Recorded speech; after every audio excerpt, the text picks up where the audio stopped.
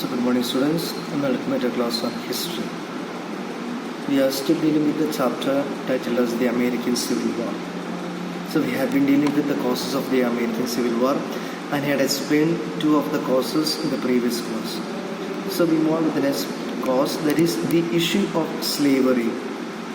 So let's see the differences in the northern states and the southern states.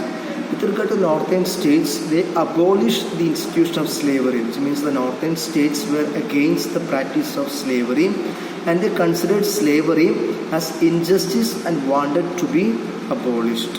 So that was a concept, that was a view of northern states. They wanted to abolish the institution of slavery. But let's see the view of the southern states. In the southern states, slavery flourished in the plantation economy of the south, and the slaves were economically indispensable for the southern states, which means the southern states wanted to have the slaves because they wanted the slaves to work in the plantation, and the slaves had a huge role in the economy of the southern states. The slaves, what were they doing? What were they doing with the slaves? The slaves were asked to do all the household duties, and they were tortured and treated as personal property. They were auctioned, bought and sold in the market. They were kept in the unhygienic conditions, and they were not given proper food, and they did not know how to read and write. This was the condition of the slaves. So this was the third cause, is the issue of the slaves. But what happened? There was an abolitionist movement founded by William Lloyd Garrison, known as American Anti-Slavery Movement. So there was an abolitionist movement by William Lloyd Garrison, known as American Anti-Slavery Movement. Now the next cause is the migration towards westwards. So the United States, they were migrating towards the westernwards, which means they were capturing the territories in the western area. So the westward expansion means new territories were added to the United States. So now let's see the differences in the south and the north. The southern states were against the spread of slavery to the newly acquired territories, which means they did not want the practice of slavery to be done in the newly acquired states.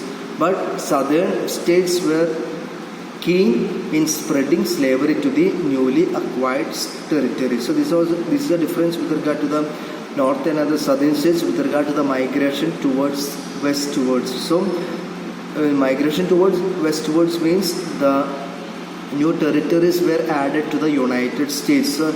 And the northern states did not want the practice of slavery to be done in the newly acquired territories, and the southern states, they wanted the spread of slavery in the newly acquired territories. The next point is the states' rights and freedom to individuals. There was a question about the rights of the states and the amount of freedom to be given to the individuals. So that was the concept. There was a question, what should be the right of the state and what should be or how much freedom should be given to the individuals. So let's see the difference in the northern and the southern states. The northern states said they wanted the United States to remain one single nation. But southern states wanted the individual states to be given the power to decide whether they wanted to remain with the United States or they wanted to break away from the Union. So this is the difference with regard to the northern and the southern states. So the northern states wanted the United States to remain as one single nation, and the southern states wanted the individual states to be given the freedom whether they want to remain with the one United States or they wanted to break away from the Union.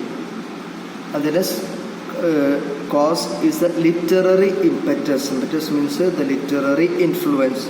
There was a novel written by Harriet Beecher known as Uncle Tom's Cabin, in which there was a public opinion against the practice of slavery, which means the novel, it is written very clearly against the practice of slavery, and this particular novel expresses the public opinion against the practice of slavery.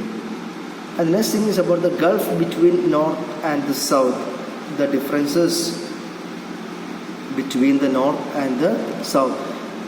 Abraham Lincoln became the president in 1861, and he had his own anti-slavery views, which means he was completely against the practice of slavery. And there were 11 states that were broken away from the Union, and those 11 states were known as Confederate States of America, and Jefferson Davis was elected as the president.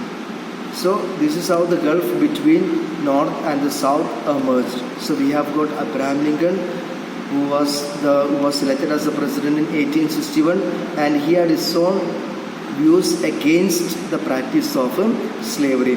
And there were 11 states that came out of the Union, and those 11 states came to be known as the Confederate States of America, and Jefferson Davis was elected as the president of the Confederate States of America.